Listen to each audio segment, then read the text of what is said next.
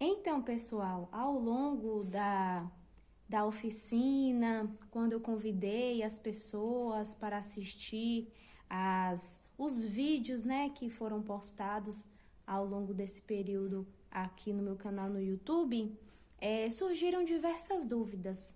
Algumas pessoas, quando eu fui convidar, nos grupos de redes sociais, nos grupos de aplicativo, né, tiveram algumas dúvidas sobre os gêneros jornalísticos. Quem assistiu aos vídeos depois veio me perguntar, disseram que ficaram com dúvidas.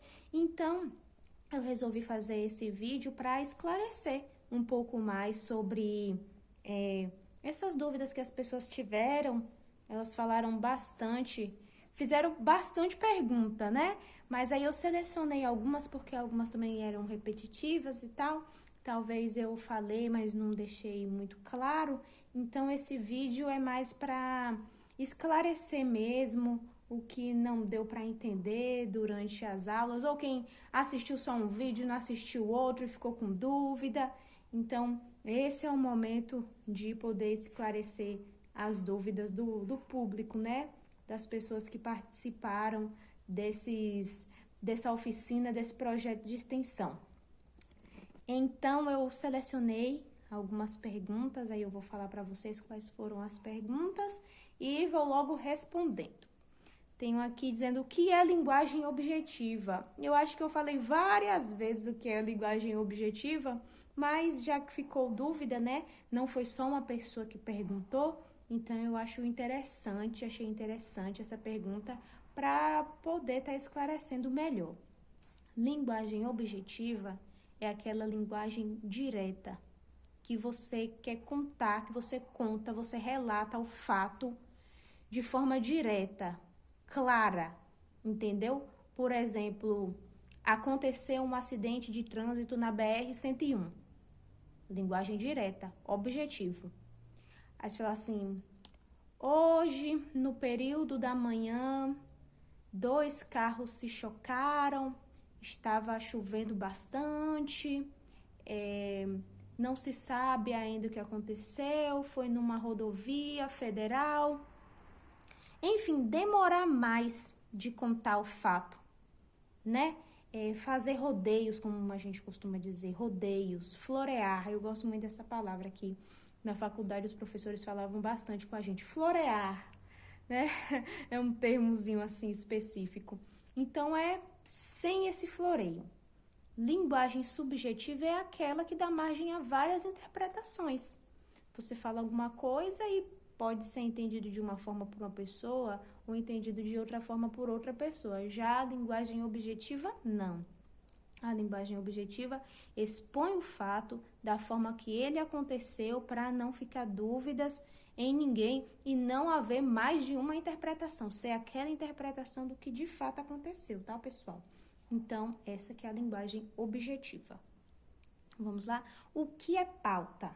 Né? Que o jornalista fala muito em pauta. O que é pauta? Pauta é um documento, é uma folha, onde vai ter o tema, por exemplo, o tema é cobrir o jogo de futebol entre Corinthians e Palmeiras, um exemplo, tá?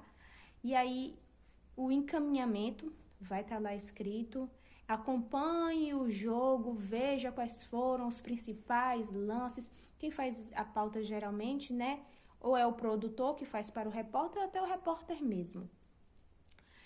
Então, no encaminhamento que vai estar lá, tema, cobrir o jogo de futebol entre Corinthians e Palmeiras. Encaminhamento, acompanhar o jogo, destacar os principais lances, conversar com os jogadores na saída do campo, esse tipo. Roteiro, onde que vai acontecer? Aqui em Eunápolis tem o Estádio Araujão. Então, vamos supor, né? Corinthians e Palmeiras no Estádio Araujão, mas assim, local, Estádio Araujão. Dia, domingo, coloca a data. Horário, 16 horas. Esse é o roteiro.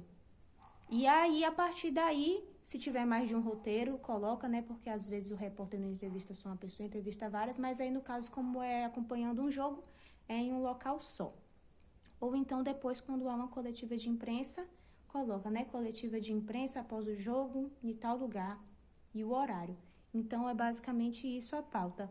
É uma previsão do que vai acontecer. Você delimita seu tema, você delimita como você vai conduzir aquela entrevista, as perguntas, o roteiro, onde, o horário. Então, a pauta é isso aí. É um documento que vai direcionar o repórter na hora de fazer a notícia, a reportagem, a entrevista. Tá certo? Espero que tenha ficado claro. O que é lead? Como é que se escreve lead? L-E-A-D. Lead é o primeiro parágrafo do texto. Vamos supor que aqui tem uma notícia. O primeiro parágrafo da notícia é o lead. E o que é que tem que constar no lead? As principais informações, para a pessoa ler e já entender o que foi que aconteceu. O resto são informações secundárias, tá certo? Que a gente chama de vértice, pode ser chamado de vértice também. Então, o lead é o primeiro parágrafo da notícia. Então, agora, toda vez que vocês forem ler uma notícia, prestem bastante atenção no lead, no primeiro parágrafo, que é onde deve constar as principais informações, as informações mais importantes do fato. Aí tem uma pergunta aqui, 6 perguntas do lead. Isso, no lead você tem que responder o que, como, onde, quando, por quê, como. Acho que, não sei se ficou repetido. Entenderam? 6 perguntas que é para ambientar o público de onde foi que aconteceu, como foi que aconteceu, quando foi que aconteceu, por que que aconteceu, de que forma aconteceu. Entendeu? Então, por isso que a gente fala que no lead tem as principais informações, que são essas informações aí que eu falei para vocês, de o que, como, quando, onde, por quê. E aí, a partir, a gente monta esse texto respondendo essas 6 perguntas e forma o lead, tá certo? O ideal é que todas as matérias sigam esse modelo, mas nem sempre é assim. Às vezes a gente vê que tem um pouquinho de lead no primeiro parágrafo, um pouquinho no segundo, um pouquinho no terceiro, né? Tem aí. Então, a forma de escrever é bastante diversa, mas o que a gente aprende na faculdade é que deve obedecer essa regrinha. Deixa eu ver. Qual a diferença de notícia e reportagem?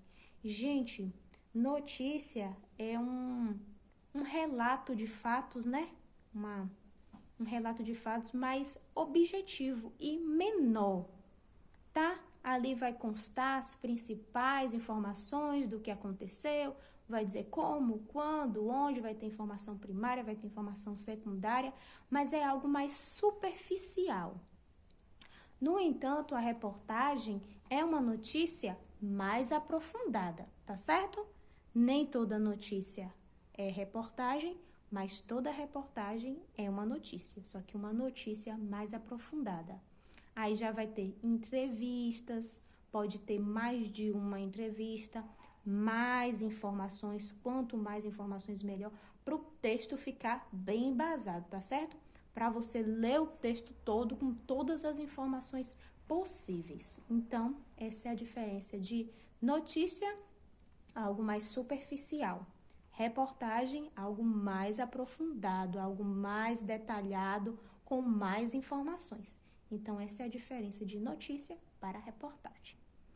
Deixa eu ver. Qual gênero você mais gosta? Essa daí foi uma pergunta pessoal, né? Qual é o gênero que Ana Marina mais gosta? Bom, o gênero que eu mais gosto, sinceramente, é a entrevista. Porque a partir da entrevista, você vai poder compartilhar as informações, igual as entrevistas que eu fiz aqui no canal durante, né, a oficina. Pude trocar experiências, pude aprender mais, tinha coisa que eu não sabia, e aí nessa troca de informações a gente aprende, né, enriquece nosso conhecimento, aprofunda o conteúdo. Então eu acredito que esse contato com outras pessoas, eu acredito que é de grande valia, de grande importância para a gente, porque foi um momento, por exemplo, nessas entrevistas, né, daqui do canal, foi um momento que eu pude rever alguns amigos que eu não via, não conversava há um bom tempo. Eu pude relembrar histórias da faculdade, relembrar o que eu vivi com aquelas pessoas. Pude conhecer um pouco mais o lado do outro. Talvez a gente estava no mesmo ambiente, mas talvez a gente tivesse olhares diferentes sobre aquele ambiente. Para um significou uma coisa, para outro significou outra coisa. Então, conhecer pessoas também que não se formaram na minha faculdade, que se formaram em outra faculdade, e aí poder comparar. Será que era parecido com a minha? Será que não era? Tem pessoas que trabalham em veículos de comunicação, tem gente que eu entrevistei igual o Adson, que ele tem um site. Eu nunca tive um site, então ele relatou um pouquinho de como isso, apesar de trabalhar em um site, eu nunca tive um site. Então, é importante, interessante da gente ver a perspectiva de outro olhar, né, outra forma de conduzir. Tiveram pessoas que falaram basicamente a mesma coisa, já outras respostas, mesmo com a mesma pergunta, foram totalmente diferentes. Então, eu acredito que é enriquecedor. A entrevista, ela é enriquecedora. É o meu gênero jornalístico preferido.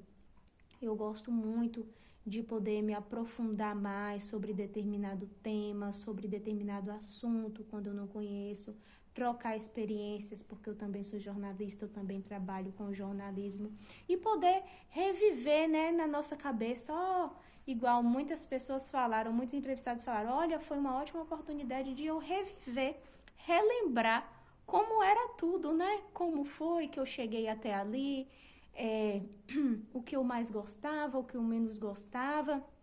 A gente às vezes entra na faculdade com uma ideia e sai com outra completamente diferente, entra gostando de um determinado veículo e depois se apaixona por outro veículo de comunicação. Então, eu acredito que é muito importante a entrevista, eu gosto muito. Tem a pergunta, eu estava falando de veículo de comunicação. O que é veículo de comunicação? Veículo de comunicação vai ser site, é um veículo de comunicação. Televisão é outro veículo de comunicação. Rádio é outro veículo de comunicação. Então, esses são os veículos de comunicação. É a forma que a notícia é veiculada. É por uma plataforma virtual, igual no site? É por uma televisão, um aparelho de televisão, um aparelho de rádio? Então, esses são os veículos de comunicação. Deixa eu ver. Quanto tempo demora uma faculdade de jornalismo? Bom, gente, o normal são 4 anos. Na faculdade de jornalismo, 4 anos. Mas eu, particularmente, a que eu fiz foram 4 anos e meio. Porque, como eu expliquei num vídeo anterior, a minha faculdade é jornalismo em multimeios. Então, o profissional sai de lá podendo atuar, em diversos meios, como televisão, rádio. Tem faculdade, igual a que o Adson fez, que é rádio e TV. Então, é para o jornalista atuar em rádio e TV. Ele agora faz jornalismo como um todo, né? E a que eu fiz, podia atuar em site, podia atuar em assessoria de imprensa, em empresas publicitárias também, que a gente teve disciplina, no impresso. Então, vários veículos de comunicação. Deixa eu ver o que mais. O jornalista pode atuar em quais áreas? Por exemplo, na televisão, tem a parte da produção, que é quem vai pensar nas notícias, vai entrar em contato com os entrevistados, vai marcar o dia, a hora que o repórter vai lá. O repórter, já 2, né? O repórter que pega a pauta, vê todas as informações lá digitalizadas pelo produtor. E é o repórter que vai entrevistar as pessoas. É o repórter que vai fazer a passagem, que é aquela hora na reportagem que o repórter aparece, a gente chama de passagem. O repórter vai fazer a passagem, depois o repórter vai fazer um texto, porque na hora que aparecem as imagens, atrás das imagens tem a voz da pessoa, né? Que a gente chama de off. Então, o repórter faz esse off. Depois, pega essas imagens durante as entrevistas e vai para a edição. Da edição, geralmente tem um chefe que aí vai dar o ok e aí a notícia vai ser veiculada. Então, olha quantas pessoas, né, trabalham. Isso tudo são jornalistas. Então, eu falei aí só de televisão e olha como pode ser produtor, pode ser repórter, pode ser editor, gerente de jornalismo. Então, pode atuar em várias áreas. No rádio, do mesmo jeito, pode atuar em rádio, pode atuar em assessoria de imprensa, pode atuar em gerenciamento de redes sociais, pode atuar em... Deixa eu ver o que mais. Tem aqueles correspondentes internacionais também. Então, é um mercado de trabalho bem amplo. Gente, teve uma pergunta engraçada. Quanto ganha um jornalista? Eu acho que as pessoas viram e ficaram querendo saber um pouco mais. Bom, o que eu posso dizer é que atualmente o salário de jornalista, a gente nunca vai dizer que ganha bem, né? Dificilmente. Então, acredito que, não sei, depende aí da carga horária e vai depender do veículo.